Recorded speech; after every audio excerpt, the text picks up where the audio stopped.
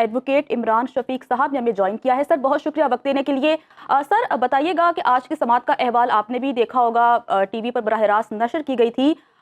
کیا عدالت انتظامیہ کو آرڈر دے سکتی ہے کہ وہ گرفتاریاں نہ کرے, ایم پی اوز کے تحت گرفتاریاں نہ کرے, یا پھر آئی جی کو یا چیف سیکرٹری کو طلب کر کے ان سے جواب لے سکتی ہے؟ اس حوالے سے کلیئرٹی دیجیے گا ذرا. دیکھیے, maintenance of public order ordinance جو ہے نا 1965 کا, یہ پارلیمان کے پاس 1965 سے لے کر 2023 تک یہ بنتے ہیں ٹوٹل 55 سال.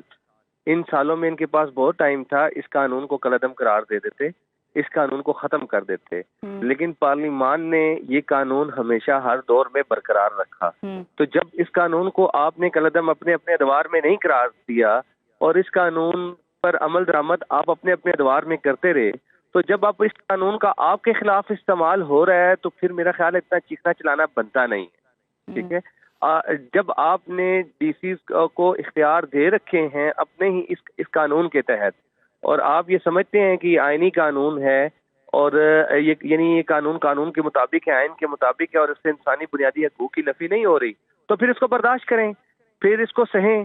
ٹھیک ہے, پھر یہ ڈی سیز اس کو استعمال کرتے رہیں گے. آپ کے خلاف کیا ہے, پہلے دوسروں کے خلاف کرتے تھے, پھر آگے کسی اور کے خلاف استعمال کرتے رہیں گے.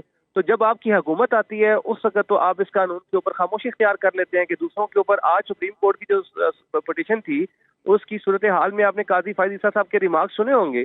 کل بھی یہ بات انہوں نے بڑے واضح انداز میں کی تھی کہ آپ جو پٹیشن سپریم کورٹ میں لے کر آئے ہیں, اس پٹیشن میں آپ نے جو آپ کے ادوار میں جو صحافیوں کو اغوا کیا جاتا رہا, کیا ان کا ذکر آپ نے کیا؟ آپ نے مسنگ پرسن کی انہوں نے بات کی, انہوں نے کہا بلوچستان کے جو باہر بیٹھے ہوئے ہیں کیا ان کا آپ نے ذکر کیا؟ مطلب یہ ہے کہ آپ پک اینڈ چوز نہ کریں. انہوں نے بار بار یہ لفظ استعمال کیا, اور یہ تمام سیاستدانوں کے لیے اور تمام سیاسی پارٹیوں کے لیے یہ ہے کہ جب آپ حکومت میں ہیں, جب آپ کے پاس اختیار ہے, تو اس وقت آپ پک اینڈ چوز کرتے ہیں اور بڑے مزے سے کرتے ہیں, اور اس بنیاد پر کرتے ہیں کہ سب اچھا ہے, ہم تو یہ بس ہمیں کچھ نہیں ہوگا. اور جب آپ حکومت میں نہیں ہوتے تو پھر آپ کے خلاف جب وہ چیزیں استعمال ہوتی ہیں تو آپ پھر عدالتوں کا رخ کرتے ہیں کہ یہ غیر آئینی کام اچھا ہو رہا ہے. عمران, اگر آپ آج کی عدالت کا سماعت کی بات کریں تو عدالت نے چیف سیکرٹری اور آئی جی کو نوٹس تو جاری کر دیے ہیں. عدالت پاکستان تحریک انصاف کو کیا ریلیف مہیا کر سکتی ہے اس حوالے سے؟ دیکھیں, ایک بات چیز جو بڑی واضح ہے وہ یہ ہے کہ ایک عدالت کے کچھ سوالات بہت جینون تھے. انہوں نے یہ بھی عدالت نے کہا کہ جو لوگ مسنگ پرسن جن کو آپ کہہ رہے ہیں, جن کو کہتے ہیں آپ اغوا کر لیتے ہیں, جن کو اٹھا کے لے جاتے ہیں, شیخ رشید صاحب کو انہوں نے نام لیا بار بار, انہوں نے کہا کچھ سینئر آدمی ہیں, وہ کوئی عام آدمی نہیں ہے, تو وہ آئیں عدالت میں درخواست لے کر آئیں اور عدالت کو بتائیں. اب پی ٹی آئی نے ایک چیز تو عدالت کی حد تک وہ واضح کرنے میں عدالت کے سامنے ناکام رہے ہیں کہ پاکستان میں یقیناً یہ پروسیس جو عام طور پر پبلک کے پرسپشن ہے, چیزیں دیکھنے بھی آتی ہیں, لیکن عدالت کے پرکھنے کے معیارات الگ ہوتے ہیں جی. تو عدالت کے جو معیارات ہیں اس کی روح سے تو وہ کوئی چیز ثابت کرنے سے ناکام ہے.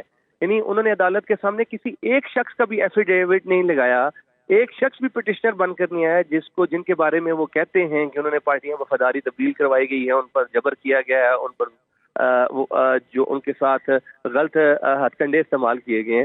تو کوئی عدالت میں نہیں آیا. عدالت کا دروازہ, عدالت نے تو کہا ہمارے دروازے کھلے ہیں, ہمارے پاس آپ آئیں. تو اس لیے میں سمجھتا ہوں کہ عدالت اب اتنا ہی ریلیف دے گی, بڑا محدود قسم کا, اور وہ محدود قسم کا یہی ریلیف ہو سکتا ہے کہ آئی جیز آئیں گے, ان سے رپورٹیں طلب کرنی ہیں. وہ آئی جی نے کیا کہنا ہے؟ آئی جی نے تو رپورٹوں میں یہی کہنا ہے کہ نہیں جی ہم نے تو کچھ نہیں کیا, ہم نے تو قانون کی تو ریلیف جتنا میکسیمم مل سکتا تھا وہ آلریڈی مل چکا ہے.